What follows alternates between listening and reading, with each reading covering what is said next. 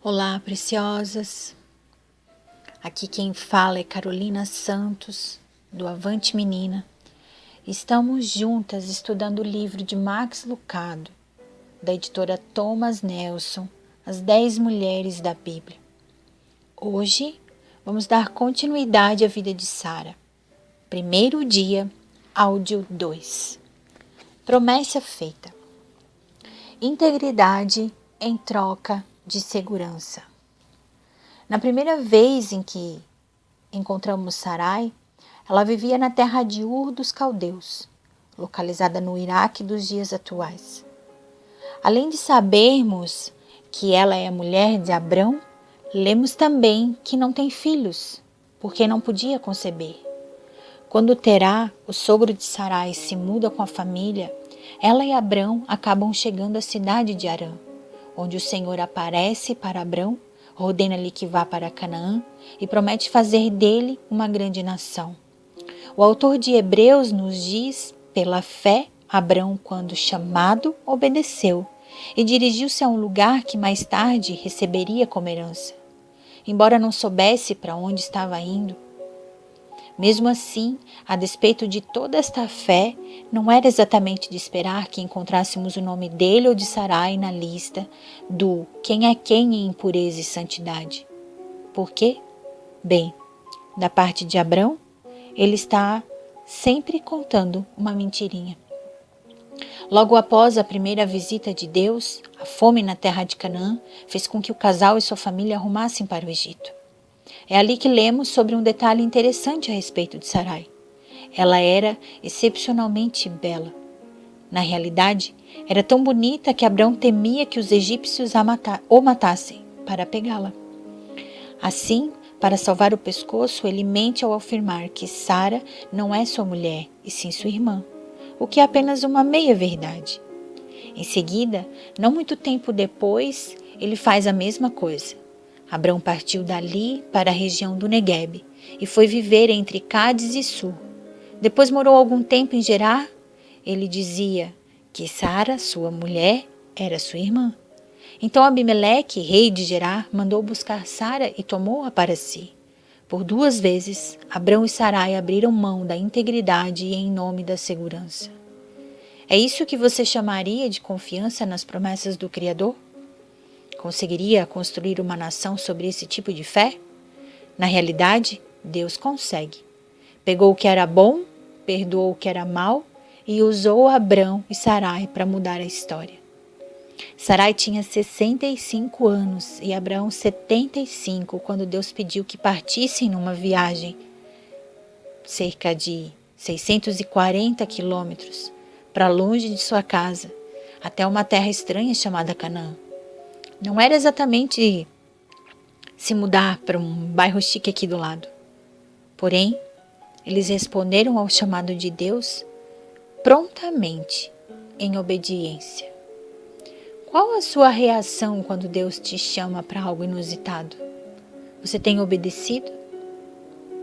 Ou tem reagido em desobediência? A história de Sarai e Abrão fala de uma fé prodigiosa, o que não significa que às vezes eles não tenham fraquejado. O medo levou Abrão a mentir, tirou ele de uma posição de fé na promessa para outra de esquecimento da promessa do Senhor. E quanto a você? Que circunstâncias levam seu coração a se esquecer das promessas do Senhor? Quero que grave este versículo hoje. Números 23, 19. Deus não é homem para que minta, nem filho do homem para que se arrependa. Acaso ele fala e deixa de agir? Acaso promete e deixa de cumprir? Difícil de engolir. Na ocasião em que Deus aparece novamente para Abrão, ele e Sarai estão achando as promessas divinas tão fáceis de engolir quanto um osso de galinha. Ó soberano Senhor, diz ele, que me darás se continuo sem filhos? Tu não me deste filho algum. Um servo da minha casa será o meu herdeiro. Gênesis 15, 2, 3. A resposta de Deus? Sem problemas. Abraão deve ter dado uma olhada para Sarai, que a essa altura arrastava os pés por ali, de chinelo e camisola, apoiada no andador. O osso de galinha ficou ali empacado por uns minutos, mas acabou deslizando goela abaixo, justo quando ela se virava para convidar para um jantar à luz de velas. Ouviu a segunda promessa. Abrão, sim, Senhor, toda essa terra será sua. Imagina Deus dizendo que seus filhos um dia serão donos da Quinta Avenida e você entenderá a hesitação de Abrão. Nessa, pai, vou precisar de uma ajudinha. E a ajudinha veio. Deus mandou que Abrão pegasse 3 animais, os cortasse ao meio e dispusesse as metades uma de frente para a outra. Para nós, a ordem é misteriosa. Para Abrão e Sarai não deve ter sido nem um pouco, pois eles já haviam assistido a cerimônia antes. Abrão, inclusive, já havia participado e selado muitas alianças caminhando entre carcaças divididas, afirmando que o que aconteceu com esses animais também aconteça comigo se eu faltar com a minha palavra. Isso está em Jeremias 34:18. O coração de Abrão deve ter parado por um instante quando viu as labaredas na escuridão. As labaredas significavam a presença de Deus, passando entre as carcaças, assim como o suave brilho dourado das brasas no fogareiro e as chamas saindo da tocha. O que significavam? Significa que o Deus invisível se aproximara para fazer sua promessa definitiva. Aos seus descendentes dei esta terra. E embora o povo do Senhor muitas vezes esquecesse o seu Deus, ele não o havia esquecido. Além disso, manteve sua palavra, e a terra se tornou propriedade de Abraão e Sarai. No início de Gênesis 15, Deus diz: não tenha medo, Abrão, eu sou o seu escudo, grande será a sua recompensa. Aqui é onde tudo tem início. Começamos pelo eu sou. Deus é o nosso escudo e a nossa grande recompensa. Antes de mirar nas promessas, olhe para aquele que promete, mas se concentrar em crer em suas promessas, antes de nele crer, ou em receber suas promessas, mais do que em recebê-lo, teremos perdido algo. Perderemos a visão de que o mesmo Senhor que falou com Abraão, que se encontrou a caminho com ele, quer falar conosco, encontrar-se e caminhar conosco. Essa é a derradeira promessa e a maior das dádivas. Quando desenvolvemos nossa relação com o Criador, crescemos em confiança quanto às suas promessas que florescem em nossa vida. Agora quero te falar dos meus apontamentos. A vida de Sara é marcada por 2 características notáveis: beleza e esterilidade. Dizem que depois de Eva, Sara foi a mulher mais bela da Bíblia. Em virtude da sua beleza, foi notada, desejada até por quem não devia. Acredito que nesse contexto da chegada deles no Egito, ela desejou não ser tão bela.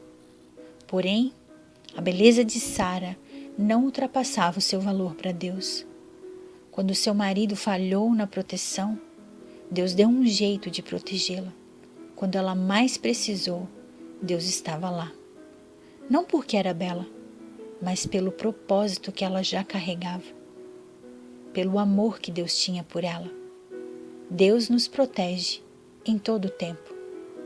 Sara era bela, porém estéril. Quais são os poréns da sua vida? Sua esterilidade causou enorme humilhação na vida doméstica e muitas divergências conjugais. Sua esterilidade era como um rótulo. Sabe aquele rótulo da garrafa que a gente tenta tirar, mas é tão difícil de tirar que a cola não sai? E quanto mais o tempo passa, mais colado fica esse rótulo. Tem rótulos nas nossas vidas que são assim, que somente o Criador poderá remover. O tempo e o modo pertencem a Ele. Até porque, se estes rótulos que nos machucam serão usados para que o nome dele venha a ser glorificado. Estes rótulos que nos machucam serão marcas registradas para glorificar o nome dele quando o nosso milagre chegar. Sara tinha beleza, brilho e criatividade, mas a maior qualidade dela foi a sua devoção ao seu marido, Abraão. Ela não compartilhou somente dos seus desafios e sofrimentos, mas também de seus sonhos e bênçãos. Sara não hesitou. Ela permaneceu ao seu lado, nas decisões acertadas e nas escolhas erradas, na adversidade e na bênção, na juventude e na velhice, sendo um ótimo exemplo de mulher que amou o seu marido de maneira incondicional e firme. Sara foi continuamente identificada como a esposa de Abrão. Isso nos reforça o fato de que Deus via um casal como uma só carne. Deles foi requerido que acreditassem que o Senhor lhes daria um filho. E eles creram. Sara é a única esposa mencionada entre a galeria dos heróis da fé. Mesmo Sara tendo pecado, mesmo Sara tendo errado, Deus manteve fiel a promessa de que ela seria mãe de muitas nações. E assim foi. Eu não sei quais são as promessas que você tem aguardado se cumprir na sua vida. Talvez seja um filho físico mesmo. Talvez seja um ministério, um casamento. Talvez seja a restauração de algo que eu não saiba o que é. Talvez a libertação de algum familiar que seja viciado em algo. Talvez a conversão do seu marido, ou de um filho, ou de todos os filhos. Talvez a esterilidade na tua vida esteja instalada na sua vida financeira. Eu não sei, mas eu tenho certeza de que Deus sabe. E se Ele prometeu que você será mãe de muitas nações, creia, Ele vai cumprir. A beleza de Sara não é maior que a mensagem da sua vida. A esterilidade não impediu o cumprimento do propósito de Deus na sua vida. Creia e espere o tempo dele. Creia em quem te prometeu, pois ele é fiel, ele é justo para cumprir. Vamos orar? Senhor, eu te agradeço por nos envolver em tua promessa de salvação e também pelo exemplo de Sarai e Abrão. Dai-nos, Pai, a confiança que eles tiveram de chamá-lo de Adonai sobre qualquer circunstância e ajuda-nos a nos lembrar de que, acima de tudo, a derradeira promessa é realizada em Ti. Quero Te agradecer, Senhor, por mais esse dia no devocional.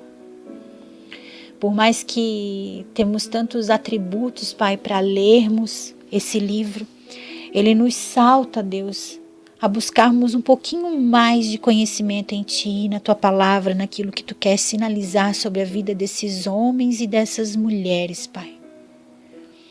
Hoje eu falo homens e mulheres porque não tem como falar sobre a vida de Sara sem falar sobre a vida de Abrão. É uma história interligada, Pai. É uma descendência, ó Deus, da qual nós pertencemos, porque a gente faz parte dessa herança também, dessa descendência. Senhor, eu quero colocar a vida de cada mulher, Pai. Cada mulher que está ouvindo esse devocional, cada mulher com a sua mazela, com a sua área, Pai, a ser tratada, com a esterilidade, Pai, em qualquer área que seja. Cada uma delas que está esperando, Senhor amado, que a promessa que Tu tenhas para a vida de cada uma venha se cumprir. Que elas Te percebam no decorrer do caminho, Pai. Que elas percebam, ó Deus, a sua fé sendo alinhada, a sua fé sendo forjada para o cumprimento do propósito na sua vida. Não permita, Senhor, que os rótulos, que a esterilidade, ó Deus, que os rótulos colocados pela vida, Pai, venham impedi-las de viver o cumprimento do Teu propósito. que elas percebam, ó Deus, que rótulos podem virar marcas quando os milagres são realizados em Ti, Pai, que é o Deus capaz de fazer o impossível nas nossas vidas. Hoje eu te agradeço, em nome de Jesus. Amém e amém. Um beijo grande, fiquem com Deus e até amanhã.